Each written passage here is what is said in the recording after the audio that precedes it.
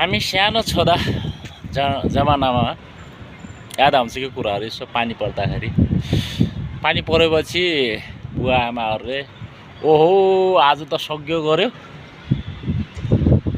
अब छरछिमेकहरू यसो आएर ओ सग्यो गरेछ दाइ, सग्यो मनाउने होइन भनेर भन्नुहुन्थ्यो। के रहेछ यो सग्यो भनेको? अनि सोच्दा चाहिँ अब पानी परेको यसो लाई चाहिँ सग्यो भन्ने पनि चलन छ कतिपय के अरे उसमा चाहिँ। अब हजुरहरूलाई थाहा छ कि छैन यो सग्यो भन्ने चाहिँ?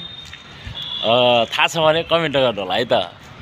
यो पानी परिया देखेर चाहिँ यो सग्यो भन्ने कुरो याद आयो क्या है। पुराना जमाना पहिला चाहिँ हाम्रो बुवाहरूले चाहिँ अब सग्यो गरेछ, कति दिन सग्यो गर्ने हो अनि भनेर चाहिँ भन्नुहुन्थ्यो क्या। अनि यसो पानी सानी पर्या देखेर चाहिँ याद आउँछ पुराना कुराहरू। साथीहरू ल कोजनालाई थाहा छ यो सग्यो भन्ने कुरा कमेन्टमा भन्नु त। यस्तै हो।